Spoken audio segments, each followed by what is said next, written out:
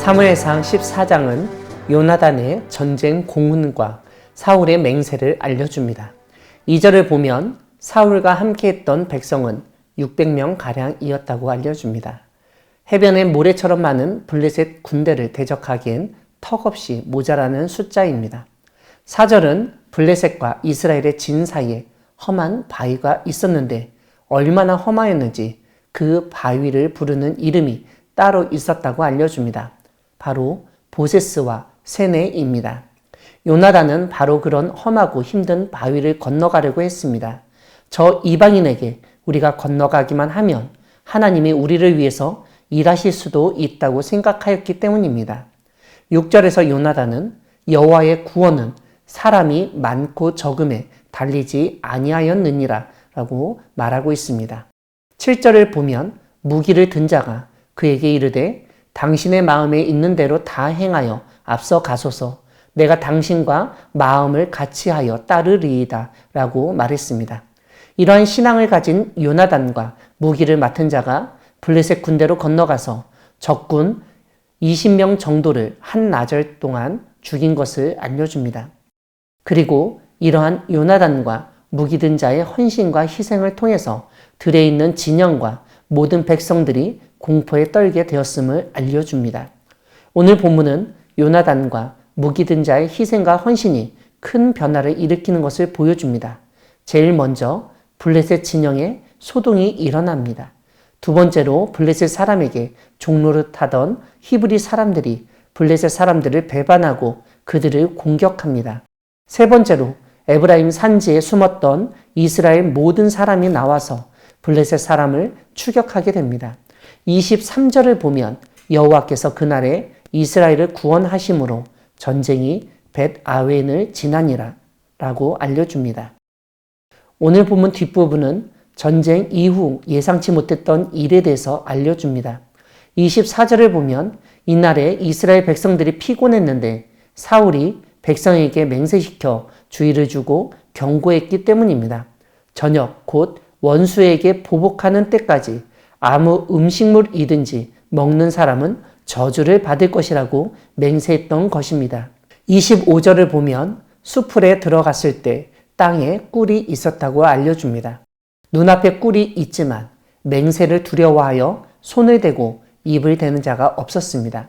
하지만 사울의 아들 요나단은 무기 든 자하고 전투를 치르느라 아버지 사울이 맹세를 시킬 때 그 자리에 없었습니다.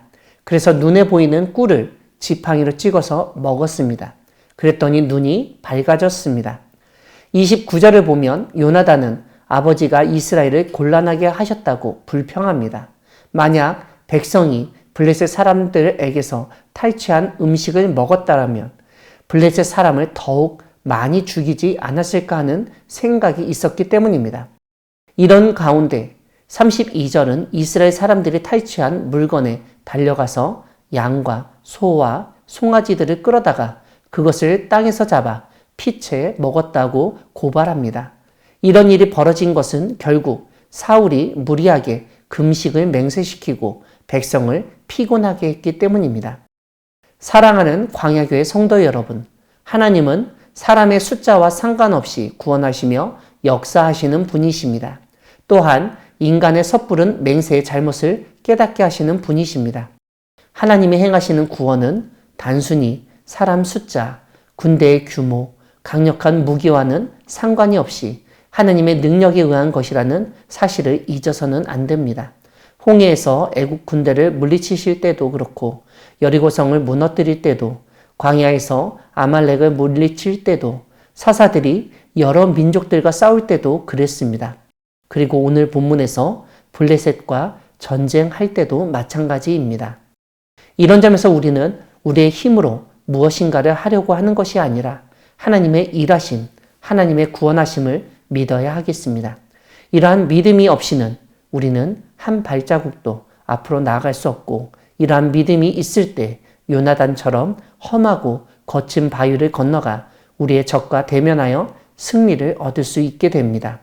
세상적인 힘, 사람들의 숫자, 돈이나 강력한 무기에 의지하기보다는 우리를 구원하시는 하나님만을 의지하며 나아가기를 바랍니다. 이와 함께 오늘 본문은 때로는 위급한 상황에서 모든 사람이 금식에 동참하여야 한다고 생각하고 강요하는 지도자 사울의 잘못된 맹세를 그 지도자의 아들 요나단을 통해서 일깨우시는 하나님을 알려줍니다. 오늘 본문은 겉으로는 맹세 내용을 어긴 요나단의 잘못인 것처럼 보이지만 사실은 무리한 맹세를 강요한 사울의 잘못이 더 큰 것으로 나타납니다. 왜냐하면 이스라엘이 피째 먹은 장면이나 마지막에 백성들이 요나단을 변호하고 보호하는 장면이 나오기 때문입니다. 그러므로 우리는 하나님 앞에서 어떤 맹세를 하거나 하나님의 도우심을 위해서 금식 같은 일을 할 때 정말 주의하고 신중해야 함을 다시 한번 생각하게 됩니다. 사람의 숫자와 상관없이 구원하시는 하나님, 잘못되고 무리한 맹세 가운데서도 은혜를 베푸시는 하나님을 기억하고 의지하며 나아가는 우리 모두가 되기를 소망합니다. 아멘.